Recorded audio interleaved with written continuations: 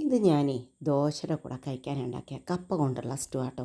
ഈ കപ്പയ്ക്കുണ്ട് പ്രത്യേകത കേട്ടോ. കപ്പ സ്റ്റൂവിൻ്റെ റെസിപ്പിയല്ല, ഇതിന് കുറച്ച് ദിവസം മുമ്പ് ഞാൻ വാങ്ങിയ കപ്പയായിരുന്നു ഇത്. അപ്പോൾ അതിങ്ങനെയാണ് കുറേ ദിവസത്തേക്ക്, അതായത് നമ്മളിപ്പോൾ കപ്പയൊക്കെ ഒന്നിച്ച് വാങ്ങിക്കില്ലേ, 5 കിലോ ഒക്കെ വാങ്ങിക്കഴിഞ്ഞാൽ അത് പെട്ടെന്ന് അത്രയൊന്നും ഉപയോഗിക്കേണ്ടി വരില്ല.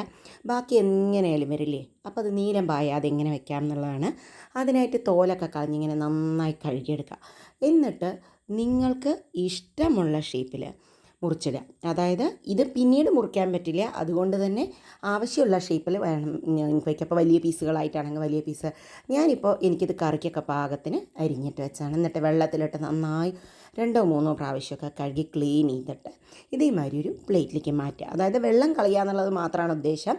അപ്പോൾ ഇതാ വെള്ളമൊക്കെ കളഞ്ഞ് വെച്ചതിന് നമുക്ക് ഇതേമാതിരി ഒരു സിപ്പർ ബാഗ് എടുക്കുക.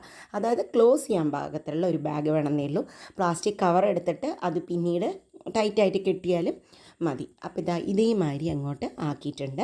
എന്നിട്ട് ഞാനിത് സിപ്പർ ബാഗ് ആയതുകൊണ്ട് സിപ്പിട്ട് കറക്റ്റായിട്ട് ക്ലോസ് ചെയ്തിട്ടുണ്ട്. എന്നിട്ട് ഇതിനെ എടുത്ത് നമുക്ക് നേരെ കൊണ്ടുപോയിട്ട് ഫ്രീസറിൽ അങ്ങോട്ട് വെക്കാം. ഫ്രീസറിൽ വെച്ച് കഴിഞ്ഞാൽ എത്ര ദിവസം കഴിഞ്ഞ് വേണമെങ്കിൽ ഉപയോഗിക്കാം. 10 ദിവസമോ 1 മാസമോ എത്ര ദിവസം കഴിഞ്ഞ് വേണമെങ്കിലും നമുക്കിത് ഉപയോഗിക്കാം. ഇനി ഇതെങ്ങനെയാണ് ഉപയോഗിക്കേണ്ടതെന്ന് നോക്കട്ടെ. ഇത് കണ്ടോ, ഇങ്ങനെ ഫ്രീസറിൽ വെച്ച് കഴിഞ്ഞാൽ നീലമ്പായി ഒന്നും ഉണ്ടാവില്ല കേട്ടോ. ഇത് ബോക്സിലാക്കി വെക്കരുത്. ബോക്സിലാക്കി വെച്ചാൽ ഉപയോഗിക്കാൻ ഭയങ്കര ബുദ്ധിമുട്ടായിരിക്കും. ഇനി ഇത് ഉപയോഗിക്കാനായിട്ട് നല്ലോണം വെള്ളം എടുത്ത് ആവശ്യത്തിന് ഉപ്പ് ഇട്ടിട്ട് ഈ ഫ്രീസറിന് എടുത്തിട്ടുള്ള കപ്പ അതുപോലെ എടുത്തിട്ട് നേരെ ഈ പച്ചവെള്ളത്തിലേക്ക് ഇടണം. ചൂടായി തിളച്ച വെള്ളത്തേക്കല്ല ഇടുന്നത്. കുറച്ച് കരിവേപ്പിലയും കൂടി ഇട്ടിട്ടുണ്ട് ഒരു ഫ്ലേവറിന്.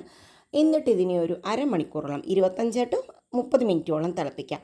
അപ്പോൾ പെർഫെക്റ്റായിട്ട് കുക്കായി കിട്ടും. നോർമലായിട്ട് ഇതിൻ്റെ തണുപ്പ് വിട്ടതിന് ശേഷം കുക്ക് ചെയ്ത് കഴിഞ്ഞാൽ ഇത് പഞ്ഞി പോലെ ആവട്ടോ, അത് അത്ര നന്നാവില്ല. ഇത് തണുപ്പ് വിടാതെ നേരെ ഡീഫ്രോസ്റ്റഡിനെ നേരെ പച്ചവെള്ളത്തിലിട്ടിട്ട് തിളപ്പിച്ചാൽ സൂപ്പറായിട്ട് കപ്പ ഏത് കാലത്ത് വേണമെങ്കിൽ നിങ്ങൾക്ക് ഉപയോഗിക്കാം. കപ്പക്കറി വേണമെങ്കിലും ഒക്കെ ഏത് കപ്പ കിട്ടാത്ത കാലത്തും ഉപയോഗിക്കാം.